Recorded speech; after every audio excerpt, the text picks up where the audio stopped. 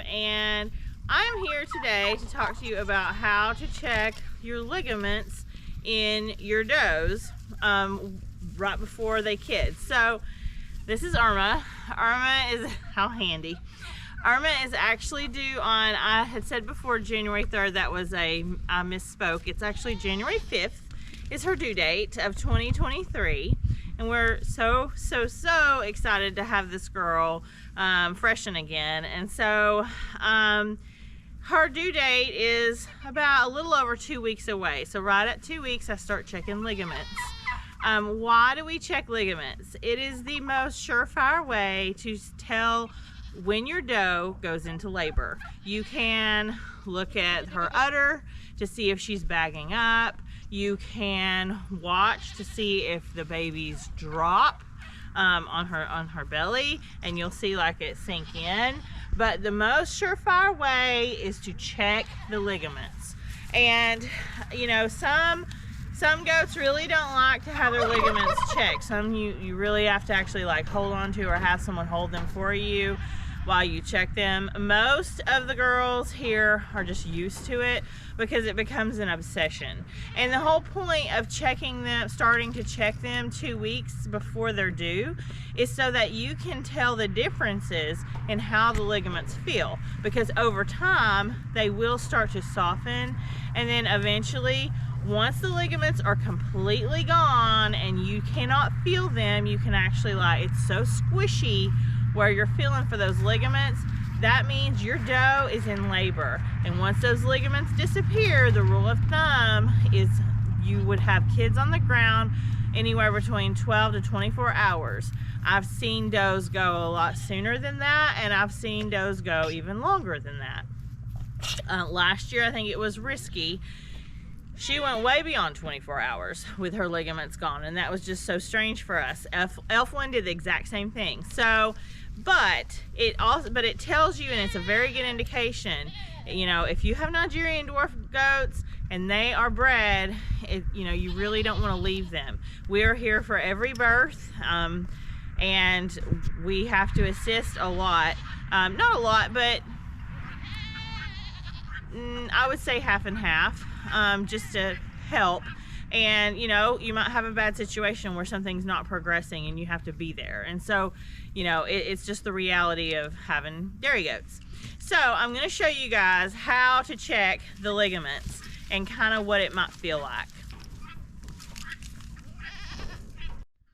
Okay, so right now this is Irma, and this is her, you know, her backbone going into her tail right here. Now, what I'm feeling for is right here. Ligaments go off at a V, right off of this tailbone, and so what I'm feeling, and I can feel it right here. There's one and on each side, and what they feel like, it feels like a pencil on each side. Now, right now, it's strong. I feel it. They're definitely there. Now, over time, in the next couple weeks, I'll start to feel them soften. When she's in labor, I will not be able to feel them at all whatsoever. You may also see like some sinking in here on the sides when the kids drop. But again, that is not a surefire, you know, oh, she's in labor. No.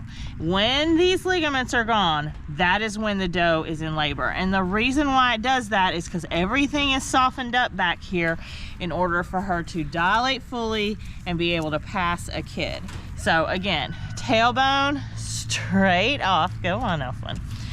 Tailbone, and then your V is right here. Now, some might be a little closer, some might be a little farther. It just depends on the doe. You know, they're like humans, you know, everyone's different, but it's the same idea anatomically. So that's how you check your ligaments. Okay, so I hope that helps you in learning anything about ligaments. And so even like if you don't have any does that are bred, you know, go out there and try to feel the ligaments. You'll be able to feel them. They're there. Some are a little bit harder than others, such as Dolly. Dolly was terrible to feel ligaments. That's Butterfly's mother.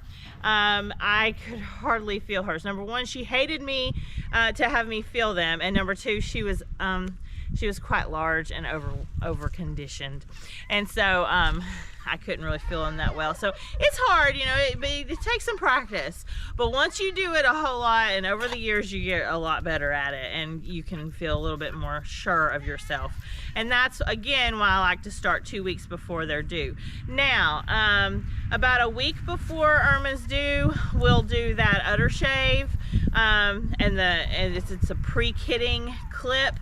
I don't love doing that this time of year. We have never kidded out this early in the year, but the reason why we clip that area is because it keeps it cleaner, and the last thing we need is a bunch of, you know, it being wet back there and staying, because she's got a lot of hair. And so I do want to trim that up, because in the end she'll stay warmer if it's nice and cleaned up. And so like I said, she's due January 5th, and then after that we have Ellie and Tuscany who are due January 26th. And so those three will kick off our kidding season of 2023. So definitely try to check that out. So be sure to subscribe and like the video, give me a thumbs up. That helps us more than you know. And so thank you guys so much for watching, and we look forward to seeing you guys soon. Until then, have an awesome goat field day.